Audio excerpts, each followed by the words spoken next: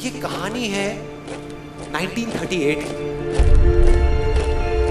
कैरली नाम के एक आदमी की, हंगेरियन आर्मी में, और वो उस कंट्री का बेस्ट पिस्टल शूटर था।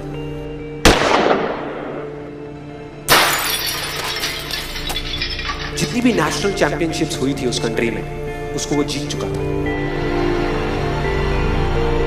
और सबको ऑलमोस्ट कंफर्म था कि 1940s में जो ओलंपिक्स होने वाले हैं उसमें गोल्ड मेडल कैरली को ही मिलेगा। और उसने सालों से ट्रेनिंग करी थी। उसका एक ही सपना था, एक ही फोकस था कि मुझे अपने इस हाथ को दुनिया का बेस्ट शूटिंग हैंड बनाना है, बेस्ट बनाना है, बेस्ट बनाना है। और वो कामयाब हो गया, उसने बना लिया बेस्ट शूटिंग हैंड। सिर्फ 2 साल का फर्क था। 1938 में एक आर्मी का ट्रेनिंग कैंप चल रहा था। क्योंकि वो आर्मी में था तो एक एक्सीडेंट हो गया। उसके उसी हाथ में जिससे उसने गोल्ड मेडल जीतना था, उसमें एक हैंड ग्रेनेड फट गया और वो हाथ चला गया। जो उसका सपना था, जो फोकस था, सब खत्म।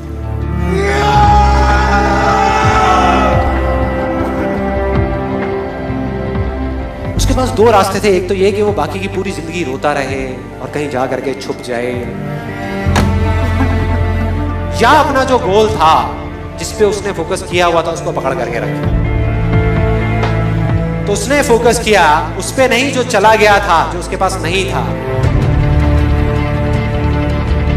उसने फोकस किया उस पे जो उसके पास था।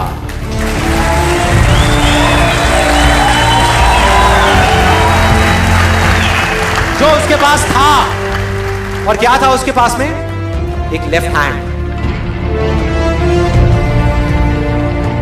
एक ऐसा हाथ जिससे वो लिख तक नहीं सकता था। 1 महीने तक उसका हॉस्पिटल में इलाज चला इस हाथ के लिए, और सही 1 महीने बाद अपनी ट्रेनिंग शुरू करती इस हाथ के लिए।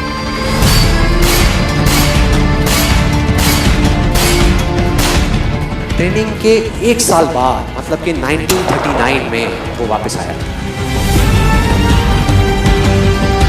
नेशनल चैंपियनशिप्स हो रही थी वहीं पे हंगरी में, और बाकी भी बहुत सारे पिस्टल शूटर्स थे वहां पे।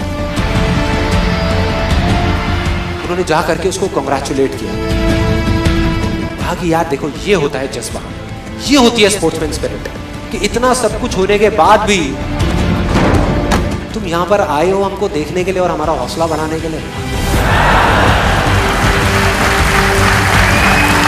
किसी को नहीं पता था कि वो 1 साल से अपनी ट्रेनिंग कर रहा था लेफ्ट हैंड की,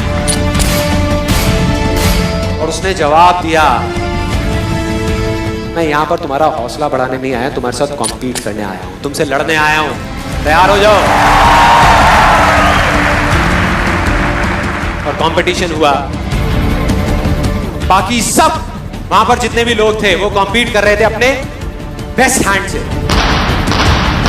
ये कॉम्पीट कर रहा था अपने ओनली हैंड से, ओनली हैंड से। कौन जीता? The man with the only hand, कैरली जीत गया। लेकिन वो यहां नहीं रुका। उसका गोल क्लियर था कि मुझे इस हाथ को इस कंट्री का नहीं, इस पूरी दुनिया का बेस्ट शूटिंग हैंड बनाना है। उसने अपना सारा फोकस उठा करके डाला 1940 पे, जब ओलंपिक्स होने वाले थे। लेकिन 1940s के ओलंपिक्स कैंसिल हो गए वर्ल्ड वॉर की वजह से।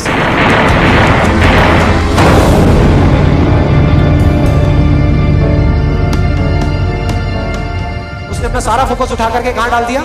1944 में जो ओलंपिक्स होने वाले थे उसके ऊपर। 1944 में जो ओलंपिक्स होने वाले थे वो भी कैंसिल हो गए वर्ल्ड वॉर की वजह से। फिर से कैंसिल।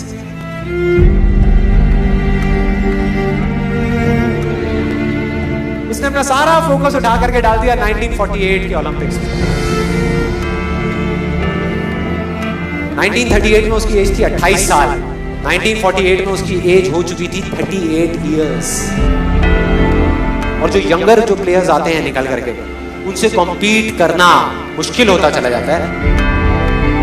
लेकिन मुश्किल नाम का ये वर्ड था ही नहीं उसकी डिक्शनरी में। वो गया, पूरे वर्ल्ड के बेस्ट शूटर्स आए हुए थे जो अपने बेस्ट हैंड से कॉम्पीट कर रहे थे, और ये अपने ओनली हैंड से कॉम्पीट कर रहा था। और कौन जीता? The man with the only hand.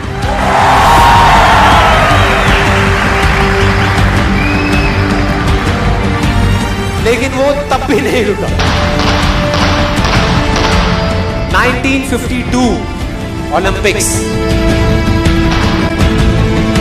दोबारा कॉम्पीट किया उसने, और इस बार गोल्ड मेडल कौन जीता? गैरल लीड। 4 साल बाद दोबारा से, और पूरी की पूरी हिस्ट्री को बदल करके रख दिया ओलंपिक्स। इस पर्टिकुलर कंपटीशन में उससे पहले किसी भी एथलीट ने लगातार 2 गोल्ड मेडल्स नहीं जीते।